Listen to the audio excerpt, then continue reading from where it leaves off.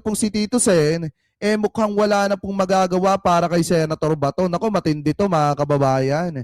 Kasi alam naman po natin, kapag ka nagsalita po talaga si Tito Sen, talagang may laman, mga kababayan. So ngayon, pakinggan po natin itong sinasabi dito na no reply sa mga text ni Tito Sen. Ito pong si Senator Bato de la Rosa. So ito, i-play po natin mga kababayan.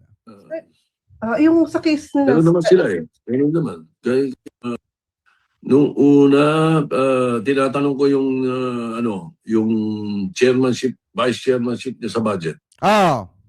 Gusto kong tanungin.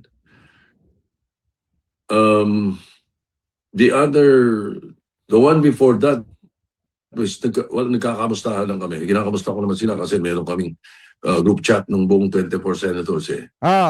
Hindi siya nagre-respond. O so, ibig sabihin, hindi na po nagpaparamdam si Senator Bato de la Rosa at sa madalit salita, nagtatago na po. So, tinext ko siya ng separate. Nangangamusta lang ako kasi nung isang araw, hindi naman isang araw, mga 2 months ago, si Shara was with Nancy de la Rosa at nasa Jensen sila. So, maraming kwento si Shara sa akin, nakakatuwa, maganda yung pagsasama nila ni Nancy. Tapos, so tinitext ko si Ronald, si Senator Ronald, para siya, para kamustahin at saka saka pasalamatan ko siya na ang ganda ng samahan nung asawa niya at saka nila Shara. Pati mga anak niya. Ganun. Yun. Ganun yung mga text ko. Mga 2 or 3 times ako nag-text sa kanya. Pero I never received any reply. So ibig sabihin mga kababayan, wala na talaga.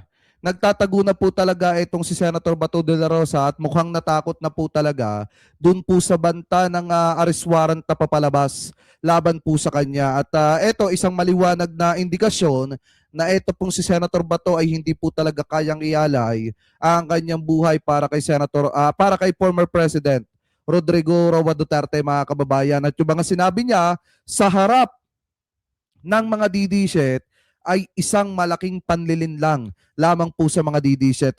Nabudol.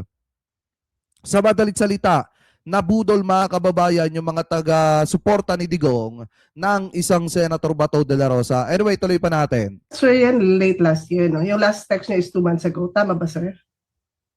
Or? Hindi. Mga 2 months ago yung mga pinag-uusapan natin mga text ko. Pero the last text ko was before the BICAM. Okay. Sir, Before the BICAM. Since medyo matagal na din, sir, siyang wala sir hindi talaga kayo nag-inquire kung ano yung plano niya dun sa sa attendance niya, sa mga trabaho niya? Wala na talagang plano yan.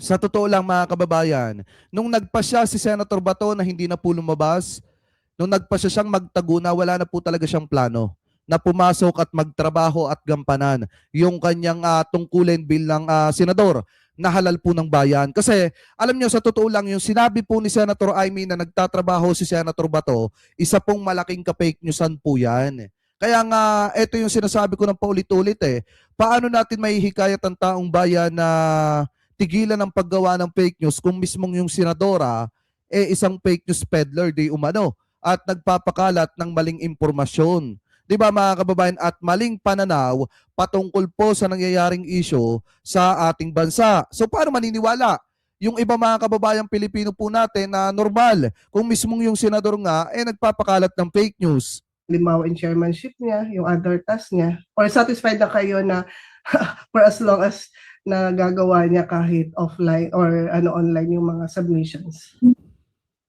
Oo kasi marami naman kami mga nakasama nung araw pa hanggang ngayon na gano'n naman talaga Hindi porque hindi pumapasok hindi umaandar opisina. Umaandar opisina Si Laila gano'n nung araw.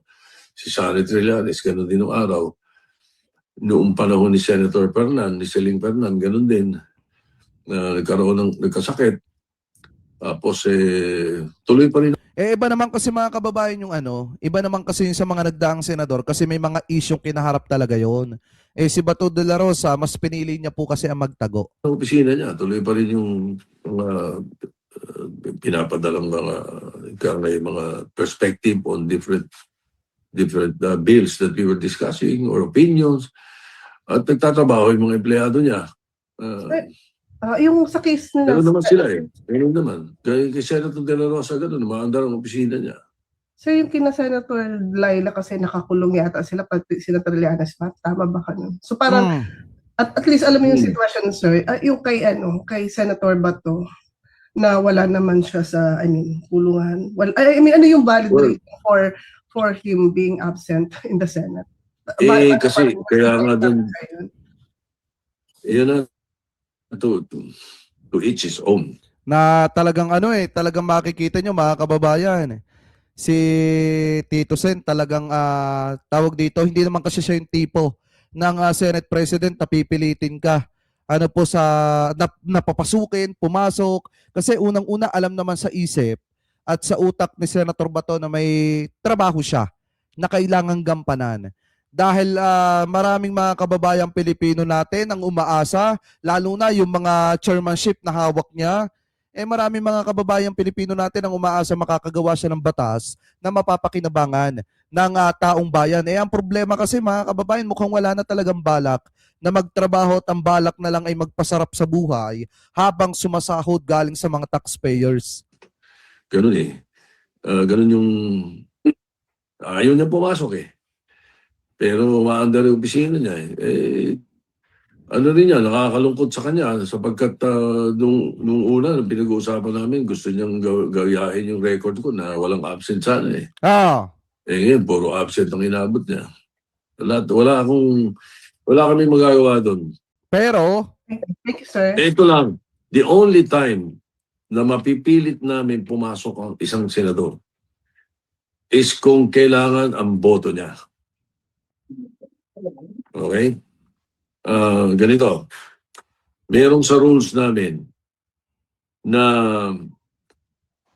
kapag merong botohan at importante ang boto mo or importante na pabotohin lahat or kakapusin or sosobra ang boto ng iba,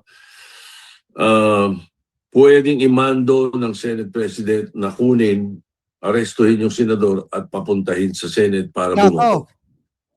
Merong ganun.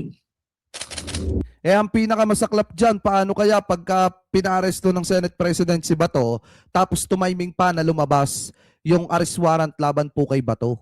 O di lalo na nagkandaleche-leche ang buhay di Senator Bato. Kaya nga mga kababayan kung ako kay Senator Bato hanggat wala pa yung arrest warrant mo, magtrabaho ka na lang. Para sa ganun, pag inaresto ka ng Interpol, ng ating mga kapulisan, maawa pa sa'yo yung mga kababayang Pilipino po natin. Pero the more na ginagawa mo yan, mukhang malabo ka ng kaawaan ng taong bayan. Katulad